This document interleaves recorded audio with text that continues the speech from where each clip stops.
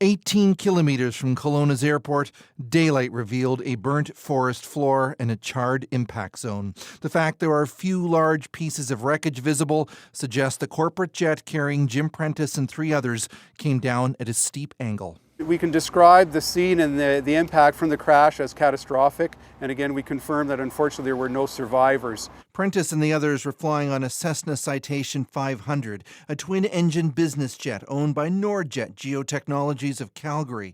The aircraft was 40 years old. His longtime friend Ken Gelattley, a Calgary eye doctor who's also the father-in-law of one of Prentice's daughters, was also on board.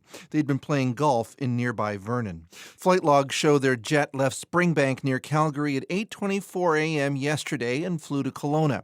That night, the return trip began at 9:32 p.m. when it took off from Kelowna Airport runway 34 and turned northeast.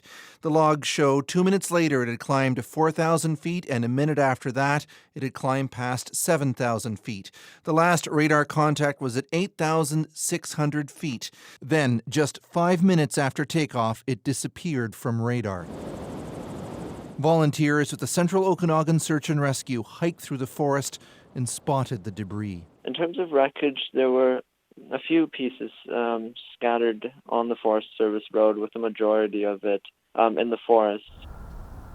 In Calgary, shocked friends and relatives visited the Prentice home, and his family released a statement. Words cannot begin to express our profound shock and heartbreak at the news that our beloved husband, father, and grandfather Jim has died in this tragic event. To lose 2 family members at once is unbelievably painful.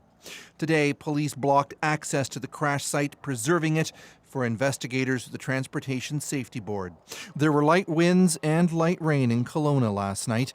The fact the aircraft was 40 years old will also be something investigators will look at, says this aviation expert. There are many older aircraft, both in the civilian fleet, the commercial aircraft fleet, flying around perfectly safe and not unusual at all. It really depends on the maintenance and how they're kept up.